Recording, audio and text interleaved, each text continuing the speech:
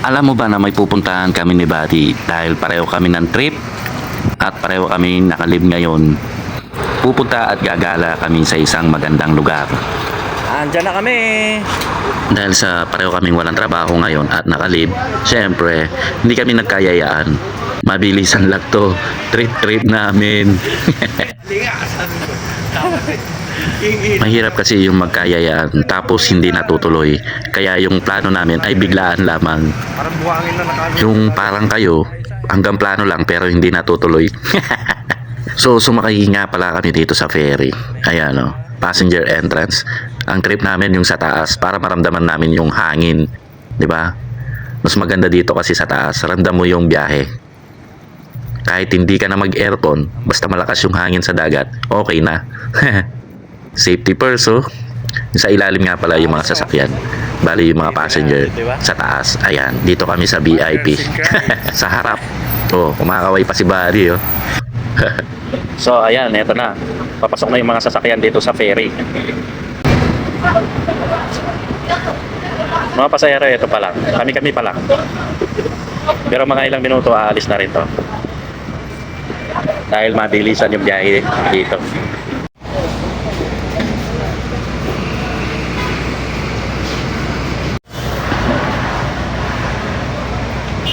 Island hopping na naman.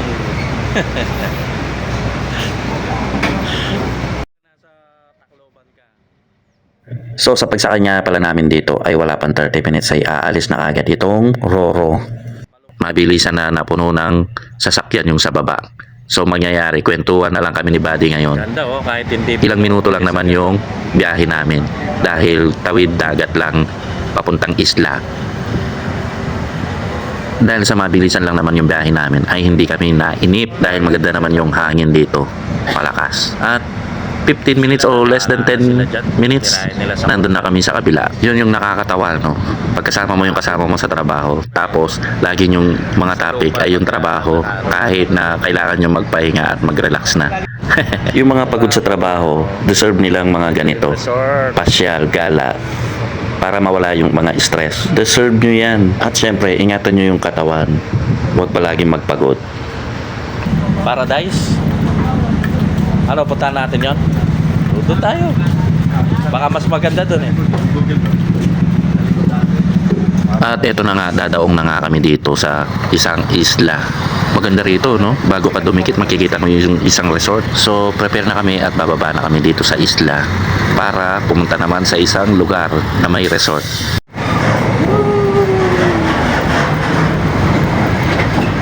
At pagkatapos nito ay nagmadali na kaming lumabas. So kasabay nito yung mga sasakyan at maghahakot pa ito ng pasahero papunta sa kabilang pantalan naman. So ayan, nasa labas na kami. Exit! So kita nyo si Buddy, hindi siya masyadong prepare. Wala siyang kadala-dala ng mga Hindi siya prepare, di ba? Hindi siya excited. So paglabas namin, naglakad-lakad. Syempre sinigurado namin na busog kami bago kami pumunta sa isang location namin. Bali long ride pala ang gagawin namin dahil napakalayo ng pupuntahan namin. Actually long ride ito pero at least may kasama ako, di ba? Kasama ko si Buddy.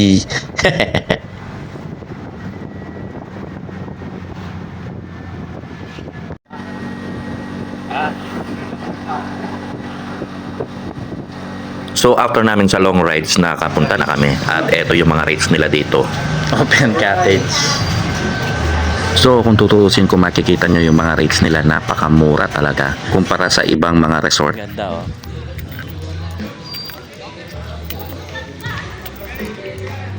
Dito. So syempre madalian lang kami at tour lang. Pinili namin yung pwesto na babagay sa amin. Ayan, yung may cottage na ganyan or dito. Yan. So pinili namin yung ganyan. Tapos pwede pa kami mag-stay sa isang room. Yung cottage nila dito nasa 450, may 350. Ang 350 ay eto yung mga open cottage, malapit pa sa dagat. Tapos nandito rin yung 450 kabilang side. Oh, ayan.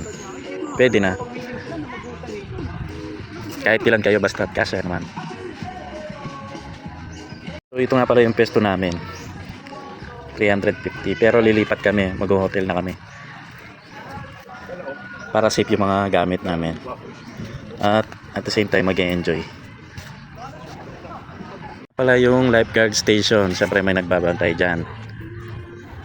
At ito na sa harap yung pwede ka maglangoy-langoy, napakaputi, white sand. So ayan, tingnan mo naman ng view, maganda. So dito na kami sa hotel at ito lang masasabi ko, ito na yung tigil, hinga, pahinga. Paglabas nga pala ng hotel, ito maraming ibon at magaganda rin yung tanawin dito. Ang lawak-lawak nitong resort na to. Yan o, daming cottage. Kahit na tirik yung araw sa paglakad ko dito sa loob ng resort, ay malilim pa rin dahil napapaligiran ito ng malalaking mga puno.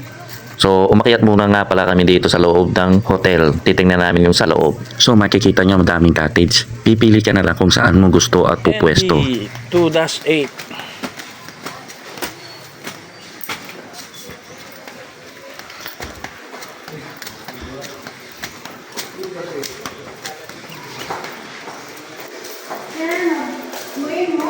So yung kwarto nga pala namin ay nasa dulo. At ayun, nauna na si Buddy. Siya na yung magtitingin sa kwarto.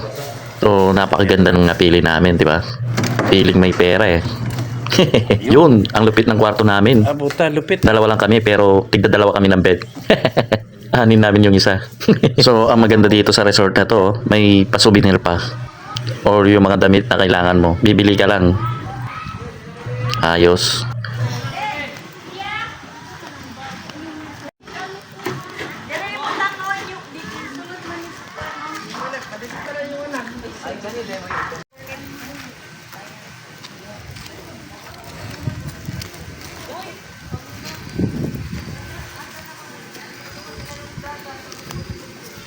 Sa lawak na pala nitong resort ay pwede kang magdala ng mga extra tent kung marami kayo. At pwede kayong mag-stay doon or dito malapit sa Dalampasigan. After nga namin pala maggalagala dito sa gilid-gilid, ay nag-ready na rin kami syempre. Bis din. Excited na yung mga tropa natin eh. Si Buddy, busy sa kaka-ML. Mataas na daw kasi ang rank niya sa ML. Maganda na pala yung naging pwesto namin dahil malapit dito sa Dalampasigan lang yung sa cottage namin. At yung mga gamit nakikita mo pa sa cottage.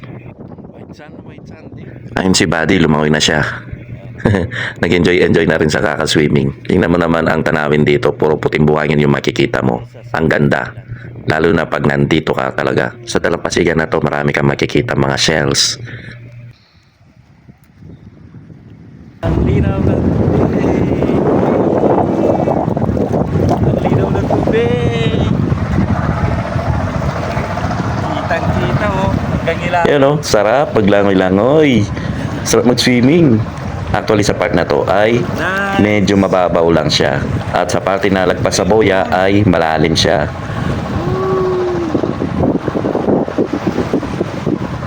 Ang lupit. At wow. Saan ka ba?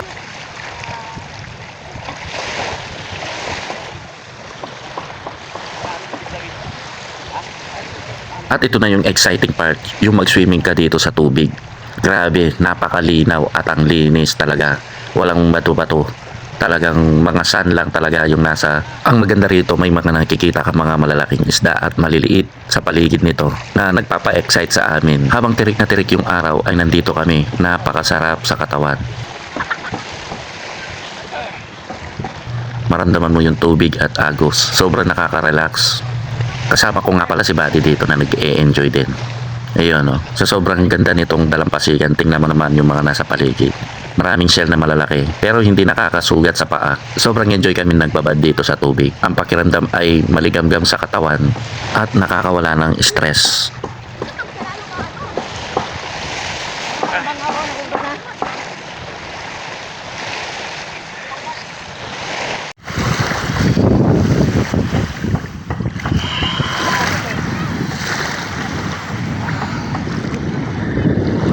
Sarap maligo. Sulit.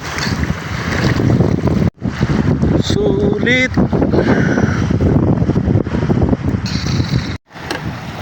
Oh, 1, 2, 3. Saan ka pa? Tingnan mo naman. Puti-puti. Tapos ganito. Oh. Diba? Oh. Oh, ha? Yan, yung mga nakikita niyong bato, ganito yan. Oh. Mga shell.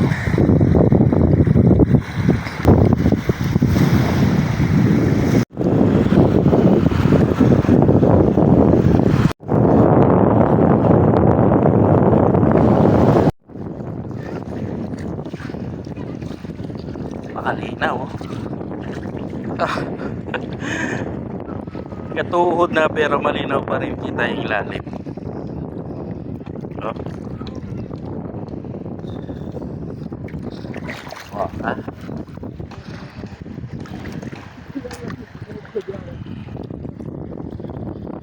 Linaw ang tubig dito.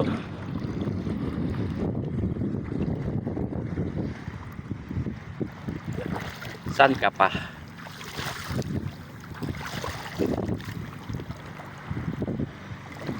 Actually, nakabalik na ako dito dati. More than 4 years or 5 years. Di siya ganito. Sa ngayon, tumaas yung lupa dito. Siguro due to sa mga typhoon, sa mga nakaraan na mga bagyo. Kaya tumaas yung mga lupa dito. Ayan. Nag-elevate masyado ng 1 meter. Hindi kagaya dati, pantay na pantay lang. Tapos malinis pa rin.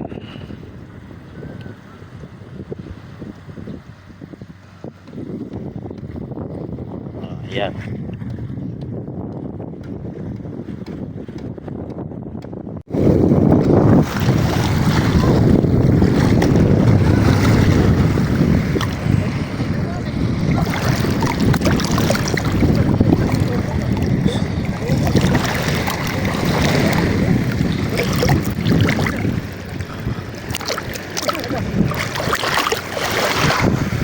White sand na white sand. Kahit saan ka tumingin na yan. Dito ako kumuha sa ilalim. Ayan o. Lupit. Ang lupit. Mga tinurog na shell. So white sand na white sand. Oh.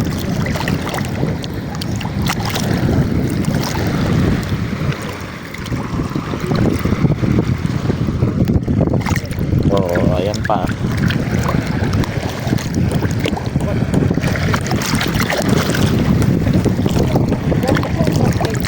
Oh, diba?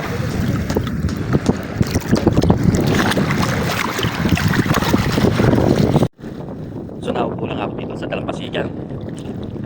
Ayan. Fresh na fresh. Sarap. Sarap magtampisan at magbabad sa tubig. Lalo na pag ganitong kaputi, may kapalinaw. Oh. Diba? Tapos yung buhangin ganito. Oh. Alright. Kahit saan. Yan. Oh.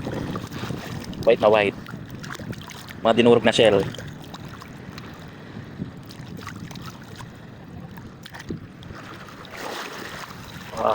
Kahit saan mo idukot yung kamay mo.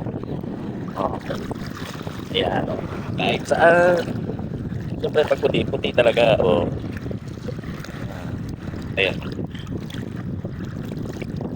Sarap. Sarap maglangoy-langoy. Ha?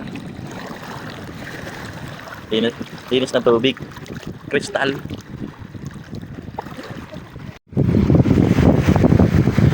Castle, ha? Type na eh. Tingnan mo naman kung gaano kalinis, kung gaano kaputi. Puro shell.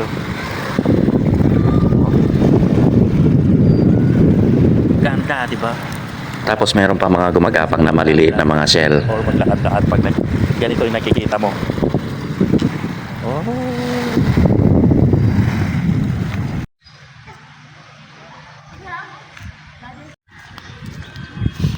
Ang maganda dito sa resort nito ay may mga tindahan din sila. Ang mga tindahan nila ay napaka-affordable din. Kung gusto mo ng mga makakain, mga pagkain, mga luto, pwede rin dito. At napaka-affordable naman. Putang bilis tumakbo. Ayan yung mga huli ni Buddy. Ang bilis pala yung pagong. Kinuha niya oh. Help, help, help. Ba't wala na yung malilit nila? Gagawin yata souvenir. Ayan. Gumagapang-gapang pa yan sa mga dalampasigan. Pero ibabalik din ng mga yan. At ito nga pala yung mga in-order namin. Yung mga pagkain. Mga pork. Pork humba. With dingdong. Ay, hindi. Sumasabay din ng mga shell, oh. Oh, ayan, oh. Yan ang makikita nyo sa dalampasigan. Ayan. Mga shell na maliliit. Maglakad-lakad dito. Ayan. Hindi naman nakaka-boring, di ba?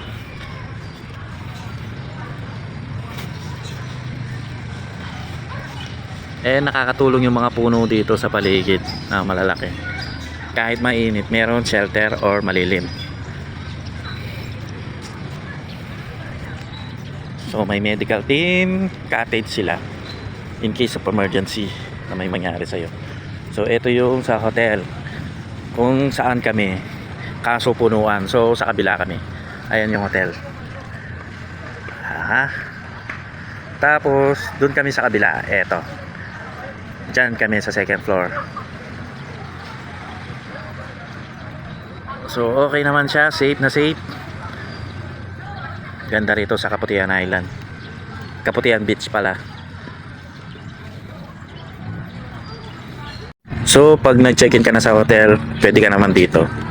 Libre na sa mga kampana na to or mga cottage na mga ganito. Meron ka ng privilege para mag-stay sa mga ganyan.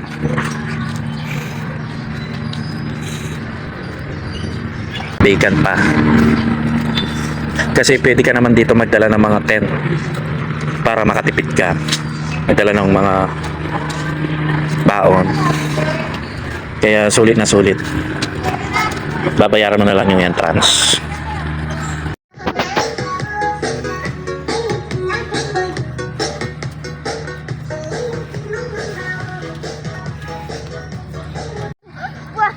So malapit lang yung pier dito, and at the same time malapit din yung sa beach.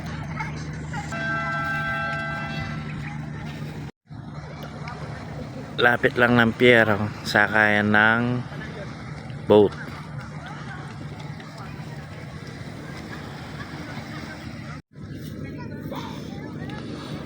Tingnan mo naman, napaka fine lang sun.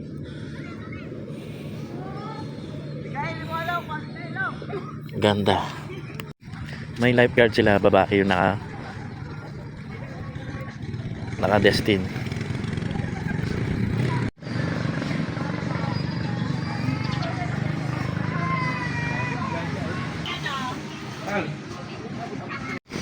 Ang maganda dito sa malapit sa coastal line.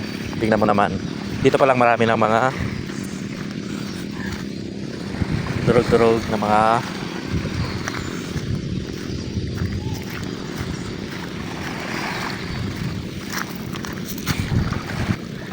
ganyan yung makikita mo. Oh. Diba?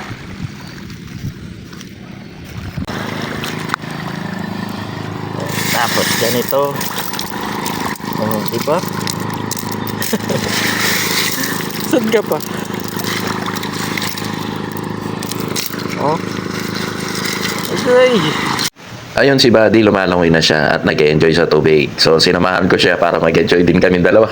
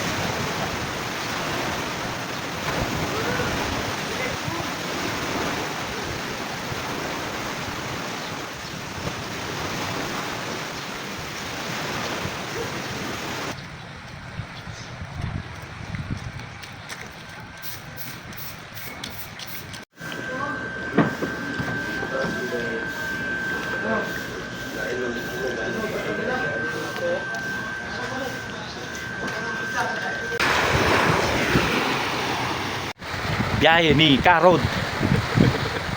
Ito yung cameraman ko. Galing. Ayos. So ito, sulitin natin ulit yung loob ng resort. Ayan ang mga puno, mga gilid-gilid na nagkakaroon ng lilim dito sa loob.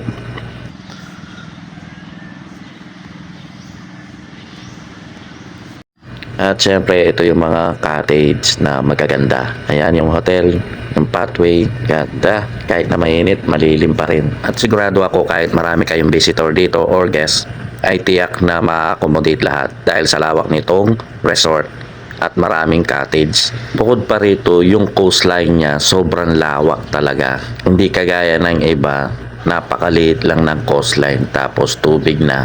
Pero ito, yung buhangin, talaga malawak siya. Napakalilim oh. Tingnan mo naman yung kapaligiran. So kung ako sa inyo, mag-enjoy na kayo at pumunta sa mga ganitong lugar na pasyalan. Mag-enjoy, baka kailangan mo ng vitamin C.